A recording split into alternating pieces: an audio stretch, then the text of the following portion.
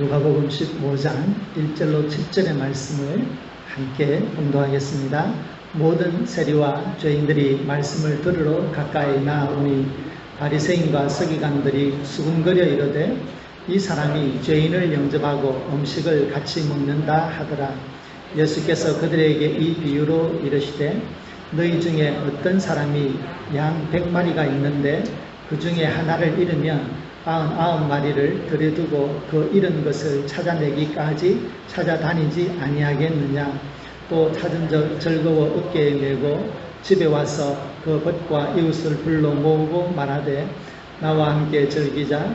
나의 잃은 양을 찾아내었노라 하리라.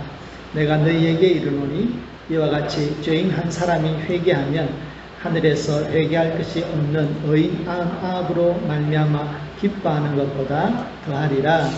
아멘. 성도 여러분, 한 주일간 잘 지내셨습니까? 더운 여름철에는 입맛이 없는데 맛있는 것 많이 드셨습니까?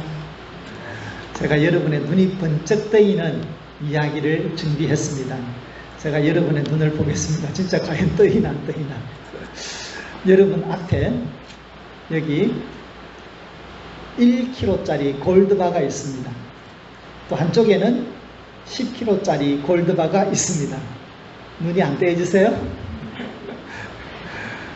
그렇게 1kg의 골드바와 10kg의 골드바가 있는데 여러분은 그 둘 중에 하나만 선택을 해야 된다면 무엇을 선택하겠습니까? 네, 당연히 10kg짜리 골드바를 선택하겠죠. 그러면 왜 1kg를 두고 10kg 골드바를 가집니까? 1보다는 10이 당연히 많기 때문이죠. 그래서 우리는 당연히 10kg짜리 골드바를 가지고 있습니다. 그런데 한 번 더 그 옆에 11kg짜리 골드바를 탁 둡니다. 그러면 나는 이 10kg짜리를 가졌을 때 그 즐거움은 온데간데 없이 사라져버리고 어떻게 하면 저 11kg짜리를 가지나 이런 생각이 듭니다. 우리가 1이라고 하는 숫자와 10이라고 하는 숫자를 딱 보면 당연히 10이 가치가 있는 것처럼 느껴지고 그렇게 생각이 듭니다. 그런데 막상 우리가 10이라고 하는 숫자를 선택했을 때에 그 옆에 11, 12 혹은 30, 50이 생겨버리면 10이라고 하는 주는 가치는 이미 나에게서 없어져 버리고 맙니다. 그러니까 이 숫자라고 하는 것은 어떻게 보면 1은 1이고 10은 10이고 절대적으로 바뀔 수 없는 것 같지만 그러나 동시에 그것은 굉장히 상대적입니다. 내가 1kg 골드바를 선택해서 10과 11을 가지지 못한 것이 아쉽고 아주 분통이 터집니다. 그런데 그 옆에 10kg짜리 구리를 갖다 놓았다 치십시다. 그러면 저는 10kg 구리를 선택할 것이 아니라 1kg의 금을 선택할 것입니다. 저는 1과 10 중에서 1을 선택했습니다. 그러나 저는 좋아할 것입니다. 왜입니까? 구리가 가지는 절대적인 가치와 그리고 금이 가지는 절대적인 가치를 비교해 볼 때 누구라도 이 금이라고 하는 절대적인 가치를 선택합니다. 그래서 여러분, 우리가 삶을 살면서 무엇인가를 선택하고 판단을 하고 판단에 의해서 선택을 할 때에 숫자라고 하는 것은 굉장히 유용합니다. 도움이 됩니다. 그런데 그 숫자라는 것도 어떨 때는 상대적이고 어떨 때는 그것이 그 본질이 가지고 있는 가치를 드러내는 데에 굉장히 미흡하다는 것입니다. 숫자라는 것이 어떨 때 편리합니까?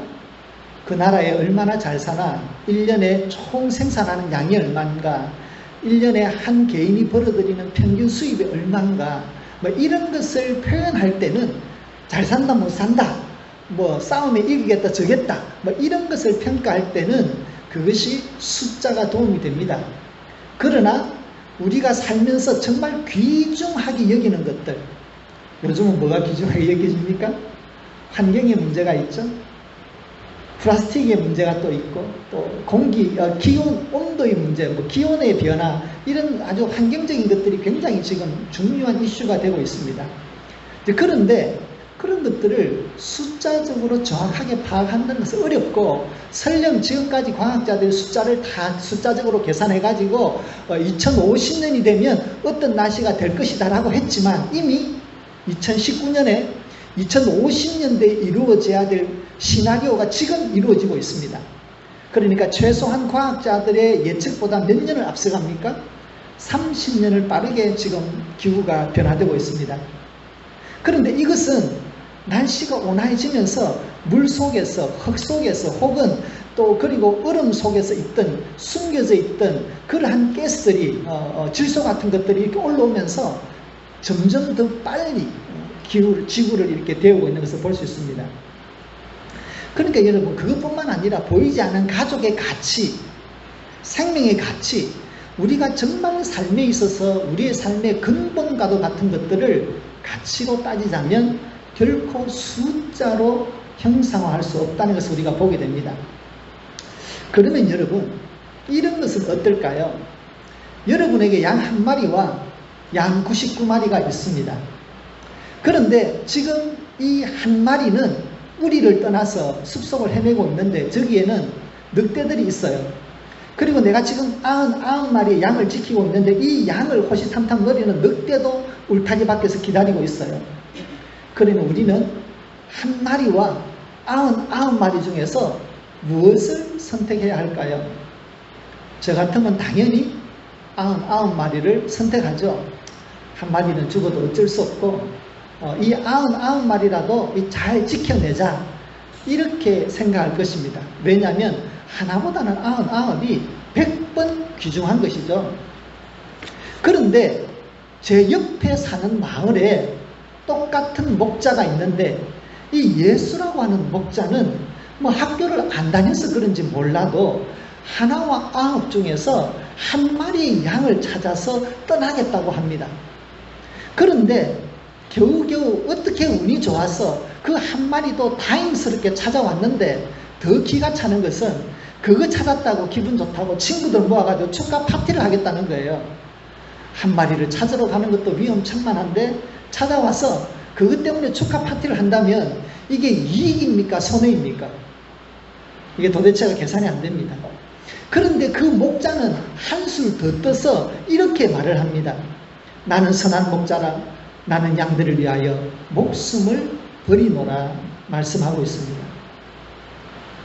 정말로 우리에게 있어서 하나와 99, 이것을 비교할 때에 가치를 어디에 두어야 되나 라고 하는 생각에 있어서 혼돈스럽습니다. 그렇다면 다시 예수님의 이야기로 돌아가 보겠습니다. 예수님은 이제 잃어버린 양의 문제를 돌아와서 자기는 한 마리를 선택하겠다라고 이야기합니다. 그렇다면 예수님이 가지고 있는 가치 판단의 기준이 뭐냐라고 하는 것을 우리는 질문해 보아야 됩니다. 1과 99 단지 숫자적인 개념으로서 판단을 할 것인가 라는 것입니다. 무엇이 더 예수님에게 가치가 있을까라는 것입니다. 그래서 우리는 오늘 이 본문의 말씀을 좀 세심하게 들여다보아야 될 필요가 있습니다. 여러분, 우리 현대사회, 또 합리적인 사회는 어쨌든 최대 다수의 최대 행복을 우리의 최선의 선택으로 생각합니다. 물론 이 땅에 하나님 나라 이루어지기 전까지는 무슨 100% 완전한 것은 없지만, 그래도 지금까지 우리 인류가 살면서 그래도 이것이 제일 낫다라고 하는 것이 바로 최대 다수의 최대 행복이죠. 이제 그런데 성경을 보면 그런 다수와 소수에 대한 개념이 항상 일정하지 않다는 것을 보여주고 있습니다. 성경은 한마디 한마디를 쓸 때에 이것이 그냥 쑥 지나가는 단순한 표현이 아니라 거기에는 어떤 상징성과 의미를 가지고 있습니다. 우리 1절과 2절을 자세히 보면 다수와 소수의 이야기를 먼저 던져주면서 예수님의 비유를 설명하고 있습니다. 그러니까 지금 이 복음서를 쓰고 있는 누가는 예수님께서 하셨던 잃어버린 한 마리 양의 이야기를 설명하면서 서론을 1절과 2절에 우리에게 소개하는데 이게 굉장히 의도가 있는 소개입니다. 우리 1절 같이 볼까요? 모든 세리와 죄인들이 말씀을 들으러 가까이 나오니.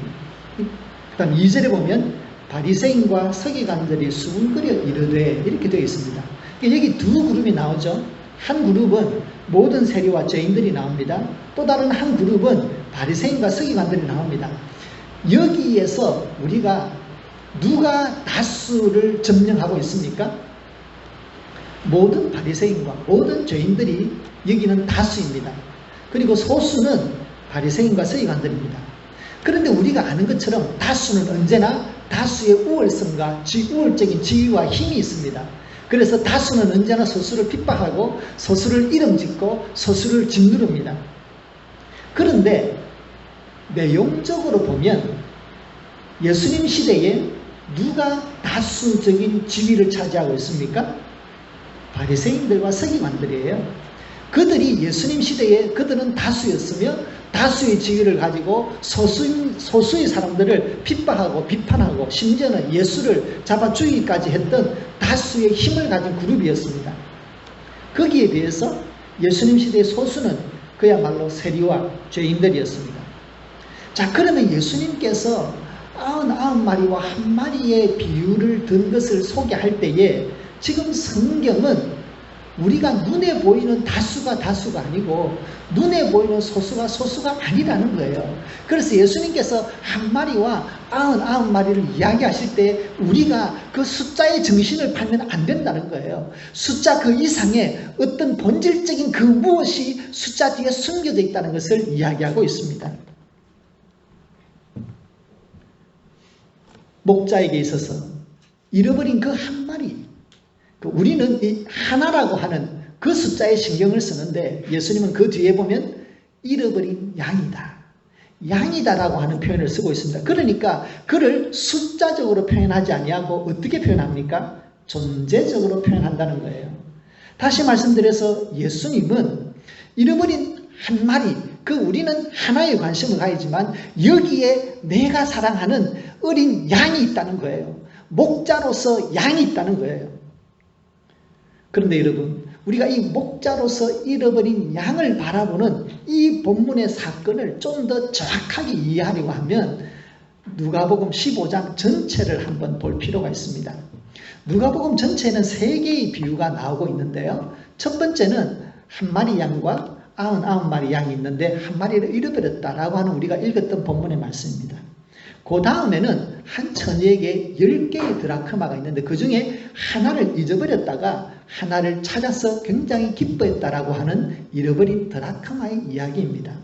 세 번째는 한 사람에게 2 아들이 있는데 둘째 아들이 아버지의 재산을 다 받아가지고 타국에 가서 방탕하게 다 쓸어버리고 알거지가 되어서 둘째 아들이 고생 끝에 집으로 돌아왔다라고 하는 잃어버린 탕자의 이야기가 있습니다. 이 3가지 비유가 누가복음 15장에 있는데 공통점이 무엇입니까? 잃어버렸다가 돌아왔다. 잃어버렸다가 찾았다. 근데 이것을 조금 다르게 표현하자면 잃어버렸던 본래의 본질과 본래의 가치를 회복했다. 이렇게 표현할 수도 있습니다. 잃어버리기 전에 이 한 마리 양은 관심받지 못하고 눈에 띄지 않는 여럿 속에 있는 하나였습니다.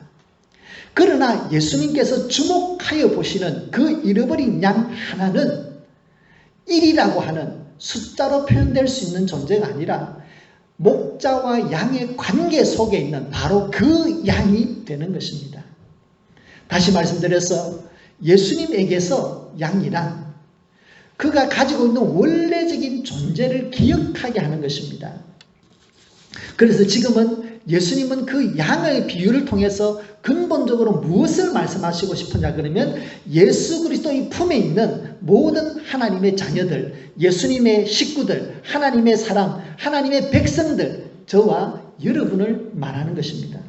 하나님께서 우리를 보실 때에 지구 인구의 인구분의 1, n분의 1이구나.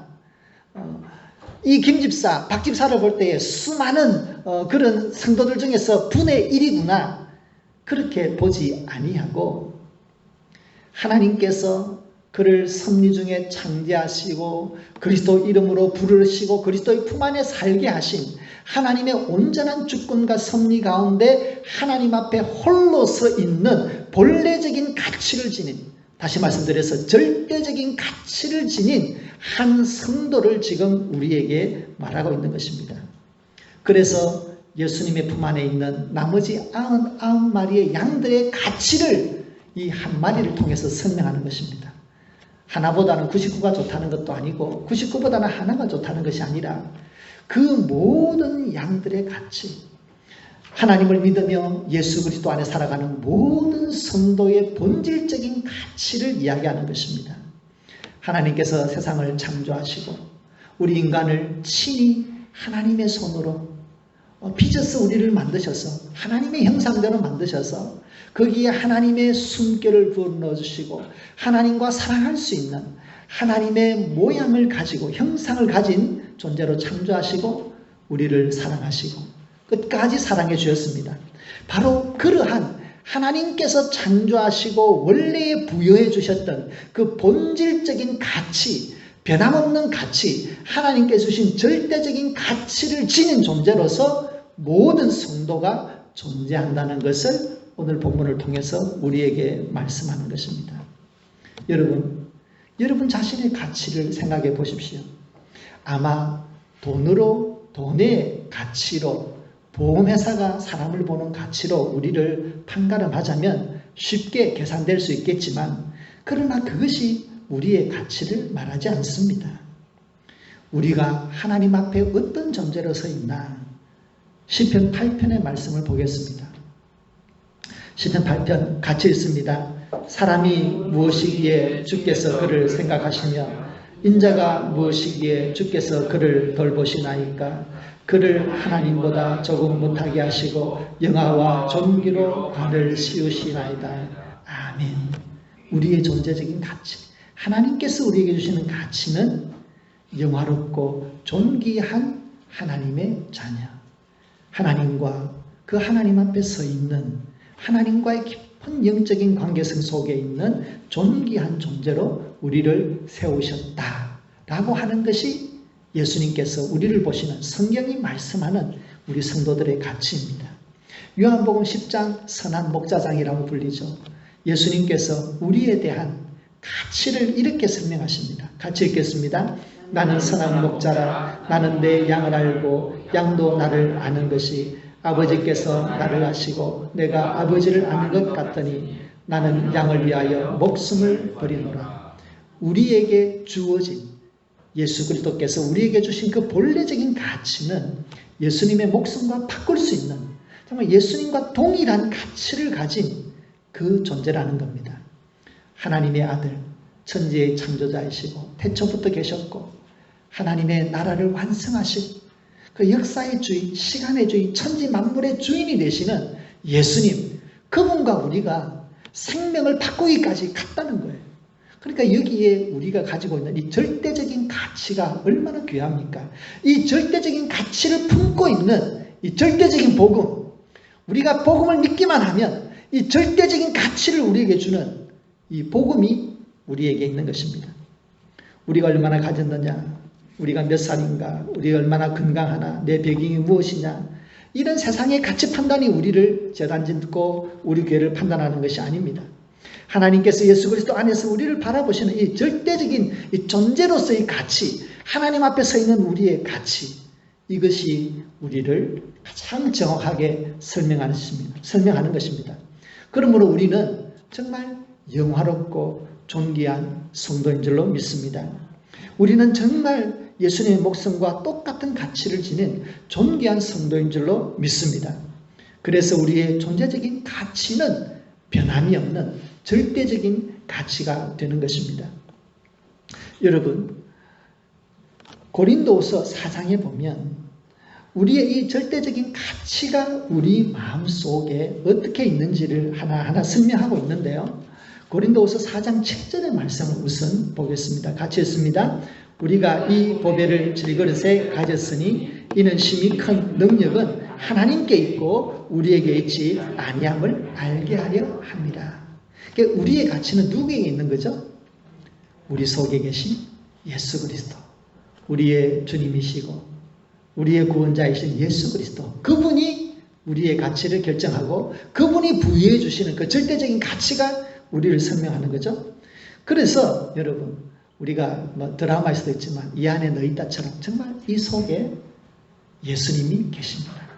여러분 마음마다 여러분의 영혼 속에 예수님이 계시면서 그 하나님의 그 생명의 그 풍성함을 우리에게 나눠주고 계십니다. 우리의 삶에 예수님은 보배라고 간직해 있다면 그것이 고린도후서 4장 7절의 말씀인데 그것에 대한 결과가 8절, 9절, 10절 이렇게 나옵니다. 그럼 예수님을 마음속에 보배로 가지고 있는 성도들의 삶을 보배이신 예수님께서 어떻게 풀어나가는가에 대한 한 단면을 설명하는데요. 계속해서 8절부터 같이 읽겠습니다. 우리가 사방으로 우겨쌈을 당하여도 쌓이지 아니하며 답답한 일을 당하여도 낙심하지 아니하며 박해를 받아도 버림받지 아니하며 거꾸로뜨림을 당하여도 망하지 아니하고 우리가 항상 예수의 죽음을 몸에 짊어짐은 예수의 생명이 또한 우리 몸에 나타나게 하려 함이라. 아멘. 아멘. 세상적인 가치관으로 볼 때 우리는 세상에서 포위되고 낙심하고 버림받고 우리는 망한 것처럼 보일 수도 있습니다. 그러나 믿음 안에서 하나님께서 우리를 붙드시고 예수님께서 그의 품에 안고 있는 우리들에게 주신 그 절대적인 가치는 결코 우리를 무너뜨릴 수 없는 줄로 믿습니다. 언제나 주님의 그 풍성한 생명 가운데로 그 하나님의 주권과 섭리 속에 우리의 삶을 세워주신 줄로 믿습니다. 그러므로 우리는 잃어버린 양 한 마리를 통하여 하나라고 하는 개념, 하나와 99라고 하는 이 대비되는 숫자적인 개념이 아니라 모두가 예수님 안에서 너무나 귀한 하나님의 존재이고 오늘도 우리 속에 계신 이 보배와 같은 그리스도께서 우리의 삶을 가치를 결정하고 우리를 이끌어 나가신다는 것을 믿어야 하겠습니다. 그러면 예수님께서 이런 말씀을 다 하시고 그 귀한 가치를 말씀하시고 나서 본문을 마칠 때에 7절에서 마치시는데 우리가 같이 한번 말씀을 읽겠습니다. 7절입니다. 내가 너희에게 이르노니 이와 같이 죄인 한 사람이 회개하면 하늘에서 회개할 것 없는 의인 99으로 말미암아 기뻐하는 것보다 더하리라. 아멘. 이와 같이 우리가 가지고 있는 이 절대적인 이 복음의 가치와 성도의 이 가치, 보배로운 그리스도의 가치, 이 가치를 알았다면 우리가 그러한 귀한 존재라면 우리 밖에 있는 예수님의 복음 안에 들지 못한 우리의 이웃들도 예수에게로 돌아오기만 하면 이러한 모든 본질적인 가치가 회복된다라고 말씀하는 겁니다. 그러면 여러분, 우리들에게 믿음에 부담이 있죠. 의무가 생기죠. 내가 이제 이 복음으로 영원한 생명을 얻고 하나님 나라, 하나님의 자녀와 그리스도의 사람으로 살아가는 이 영적인 복과 이 든든함을 가지고 있는데 예수님께서는 눈을 들려서 아직도 바깥에 있는, 아직도 잃어버린 바 되어져 있는 믿지 않은 사람을 보라고 합니다. 우리들도 우리 주위에 있는 정말 복음을 갖지 못해서 세상 속에서 살아가는 사람들에게 예수님의 복음을 전해서 우리와 같이 하나님의 귀한 자녀로서 살아갈 수 있도록 우리들이 복음의 도구가 되어야 되겠습니다. 여러분, 예수님을 소개할 때에 어려운 건 없습니다. 그냥 단순하게 그냥 눈 딱 감고 얘기하면 돼요. 어떤 집사님이 교회에 몇 주를 빠져서 집사님 친구들이 목사님에게 얘기를 했대요. 목사님 A 집사가 빠졌는데 신방 한번 하십시오. 그래서 목사님이 갔답니다. 그리고 나서 이제 그 다음 주에 만나서 집사님들이 말했답니다. 목사님 A 집사는 안 왔다는데 어떻게 됐나요? 그랬더니 목사님이 집사님들 보면서 김 집사 혹시 몸에 좋은 정수기 필요하지 않아? 그러시더라는 거예요. 이게 무슨 말인지 아세요? 이제 무슨 다단계에 빠지신 목사님한테 집사님을 신방 갔다가 목사님도 다단계에 한 발을 들여놓았다는 얘기예요. 늦게 오시군요. 제가 뭘 얘기하고 싶으냐면 우리가 가지고 있는 이 평범한 말 속에 사람을 바꾸어 놓을 수 있는 힘이 있습니다. 심지어는 다단계를 파는 사람들도 사람을 끌어들여 가지고 자기 생계수단으로 끌어들이는데 우리는 그런 게 아니잖아요. 생명을 주는 거잖아요. 그러니까 우리가 정말 이 복음을 전함에 있어서 이 부끄러움을 버리고 담대하게 이야기를 할 수 있어야 되겠습니다. 그래서 여러분 한번 저를 따라해 보시겠습니까? 예수님은 너무 좋은 분이십니다. 여기는 핵심이 너무에 좀 뭔가 이게 feel이 들어가야 돼요. 예수님은 다시 한번 예수님은 너무 좋은 분이십니다. 그렇죠. 그 한마디가 다른 사람의 인생을 바꿔 놓을 수 있습니다. 따라해 보시겠습니다. 예수님은 당신의 구원자이며 주님이 되십니다. 예수님은 당신의 구원자이며 주님이 되십니다. 예수 믿으세요. 그 한마디, 이게 사실 어렵지가 않아요. 근데 우리가 이 말 속에 정말 이런 양을 구원해내는 잃어버린 모든 본질들, 하나님께서 창조하시고 우리에게 주셨던 모든 절대적인 하나님의 자녀의 가치를 회복하는 첫 단초가 될 줄로 믿습니다. 그래서 여러분, 우리가 이 귀한 복음을, 이 절대적인 가치를 가지고 있는 이 복음을 너무 어렵게 생각하지 마시고 그냥 예수 믿으세요. 예수님은 너무 좋습니다. 예수님 믿으면 너무 좋아요. 이 한마디 한마디를 통해서 정말 우리의 이 귀한 삶이, 이 복음이, 예수님의 이 보혈이 우리 안에 갇혀지지 아니하고 우리를 뛰어넘어서 세상을 구원하고 세상을 변화시키는 그런 사역에 우리들이 쓰임받기를 바랍니다. 기도드리겠습니다.